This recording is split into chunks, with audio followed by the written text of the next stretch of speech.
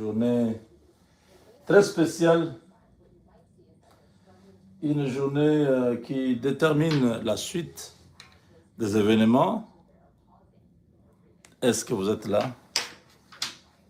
D'autres sont encore en train de dormir. Il est déjà 8 heures à Washington.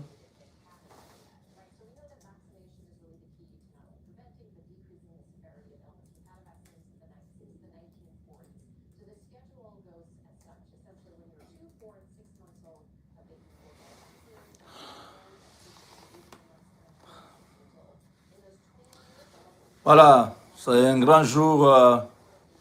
Ça s'annonce une fête. Hein. Dans les grands jours, on cherche toujours, on va chercher un peu à être tiré à 12 épingles, pas 4 épingles, pas 6 épingles. On se tire toujours, on s'assure que on peut être confondu à un diplomate ou à un ministre ou à une excellence ou à... Donc, bref, on est là, mes chers amis. Chimboubouy. Ça, c'est le Chimboubouy à Washington. Donc, les témoins de l'histoire, nous sommes là. Donc, voilà, mes chers amis, Kagame contre mur, Kagame lâche le Congo. 30 ans après, il fallait Donald Trump. Il fallait Trump, il fallait un homme dur comme Eric Prince qui amène tout un tas de preuves. Il dépose sur la table. Il dit, Monsieur le Président, ça fait un temps que je tente de vous persuader à me donner le marché de la RDC. Regardez ce que Kagame est en train de faire. Depuis 30 ans, Eric Prince a étalé tous les partenaires du Rwanda, toutes les armes que le Rwanda utilise, les drones que le Rwanda utilise, tous les aspects sécuritaires. Il dit, ce pays-là a un grand potentiel, la RDC, mais si nous laissons le Rwanda continuer à faire ça, ça va être une catastrophe. Le rapport de l'ONU était adjoint à son rapport à lui. Eric Prince a pris 2 jours pour convaincre Donald Trump et tout avait basculé depuis ce temps-là. Oui, quand vous voyez Eric Prince parler avec précision, parce qu'il a les éléments, il sait ce qu'il faut faire. Kagame est complètement cuit. Et ni Kagame, ni ses hommes, personne ne peut parler. Depuis qu'Eric Prince a parlé, tous les éléments qu'il a avancés, ça prouvait que le Rwanda a vraiment détruit le Congo. Et là, on les met devant un fait accompli, signe, tu te retires. Il n'y a pas de conditions à poser. C'est ça le problème. Aujourd'hui, devant un fait accompli, chaque ministre des Affaires étrangères engage son pays et dès que les États-Unis ont l'acte là scellé, cet accord-là scellé, signé par les 2 parties, c'est lui qui va et qui ne respecte pas. C'est la foudre qui va s'abattre sur. Vous voyez que depuis que Massad a été nommé, jusqu'à aujourd'hui, ça fait pratiquement 2 mois, vous voyez comment les choses s'accélèrent. Tous les jours, je vous parle de ce qui se passe. C'est parce que les Américains connaissent toute la vérité. Ils ne veulent pas qu'on aille dans la diplomatie. Oh non, il faut essayer de comprendre. Il y a des groupes d'intérêt qui sont derrière Kagame, qui continuent à tirer les draps.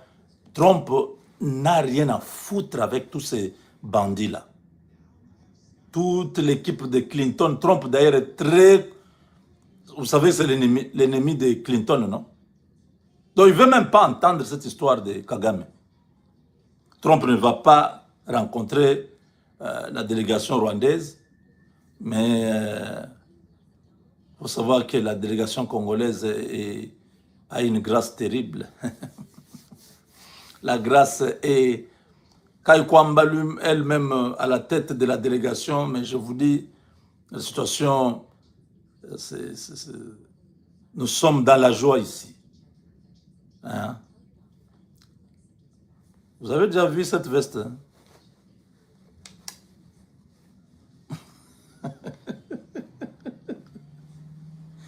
Hein? Futur qui? Donc,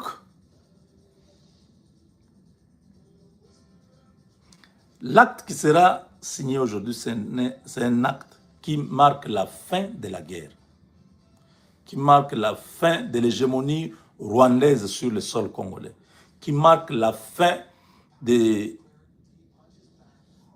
la poursuite de FDLR et tout ça, ces mensonges-là, qui marque la fin de la légende sur les génocides rwandais, qui marque la fin d'une soi-disant terre du Rwanda qui est au Congo depuis 1885 qu'on doit restituer.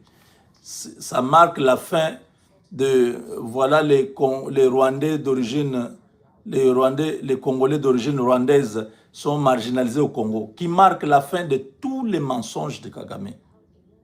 L'acte d'aujourd'hui veut dire que c'est terminé, le pouvoir de Kagame sur la RDC est fini. Et dès que ce pouvoir-là de Kagame sur la RDC est fini, commencera une chasse à l'homme. On va s'occuper de tous ces criminels de Kagame. Tous. Un à un, ils vont être la cible. Mais ça, c'est à venir. Les choses que nous suivons entre les lignes, c'est beaucoup de choses. Les Américains sont prêts à tout pour les minéraux congolais. Je vous dis, ce que j'entends, l'engouement que je vois, la nuit, les gens que j'ai vus, on dit voilà, il est là, voilà, celui-là. C'est lui qui va s'occuper des opérations ceci au Congo pour le compte des États-Unis. Voilà celui-là. Donc il y a des choses, mes frères. Continuons à remercier le Seigneur parce que c'est lui qui a rendu possible tout ça. Si Dieu n'avait pas permis à Trump de revenir au pouvoir, comment on serait là? Dieu, c'est un bon calculateur, il avait tout déjà arrangé. Il donne à Félix Tshisekedi un deuxième mandat. Il accorde à Trump un deuxième mandat. Les deux se retrouvent. Les deux, tous contre Kagame. Kagame est tombé de lui-même. Tshisekedi n'a même pas envoyé un seul militaire au Rwanda attaquer Kagame. Lui-même. Le sort de M23 AFC reste flou. Ce qui veut dire que les Américains ne vont pas perdre leur temps à s'occuper. Les M23 iront où? Ça devient quoi? Parce que s'ils ne quittent pas le sol congolais, Eric Prince avec Blackwater arrive. Ils ont signé déjà les contrats. Eric a un grand contrat. Depuis qu'il a fait les sales boulots pour le gouvernement américain, ça c'est son premier grand contrat de plusieurs millions de dollars chaque mois. Les Américains ont garanti qu'ils puissent prendre le contrat. Parce que ça c'est une armée américaine qui vient, mais pas avec le logo de l'armée américaine, comme un groupe paramilitaire qui aura tout, je dis tout. Aucun pays africain ne pourra encore mettre l'insécurité en RDC. Aucun. Parce que ça sera comme une base de l'Africom, la RDC. La base de l'Africom sera au Congo. Je vous ai parlé de l'ambassade, non?